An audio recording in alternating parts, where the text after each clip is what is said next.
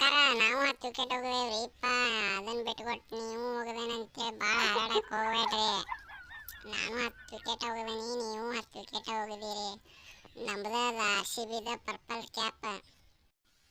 ಏನಕ್ಕ ಅಕ್ಕಾರ ನಾವು ಭಾಳ ದೂರ ಇಲ್ರಿಪ್ಪ. ನಾವು 9 ವಿಕೆಟ್ ಹೋಗಿದ್ದೇವೆ.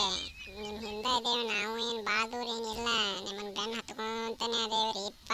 ನಾವು ಏನು ನಿಮ್ಮನ್ನು ಬಿಟ್ಟು ಕೊಡ್ತೇವೆ ಅಂತ ಮಾಡ್ರಿ. ನಾವು ಪರ್ಪಲ್ ಕ್ಯಾಪ್ಗೆ ಹೋರಾಡತ್ತೇವೆ. ನೀವೇನು ಕಪ್ ಗೆಲ್ಲೋದ್ರ ಸಲುವಾಗಿ ಏನು ಬಂದಿಲ್ಲ, ಬರೀ ಪರ್ಪಲ್ ಕ್ಯಾಪ್ಗೆ ಬಡ್ದಾಡಕ್ಕೆ ಬಂದಿರಿ. ನಾವು ಇಲ್ಲಿ ಪಾಪ ನಿಮ್ಮ ಓನರ್ಗಳು ರೊಕ್ಕ ಸುರಿದಿರ್ತಾರೆ ನಿಮ್ಮನ್ನು ನಂಬಿ.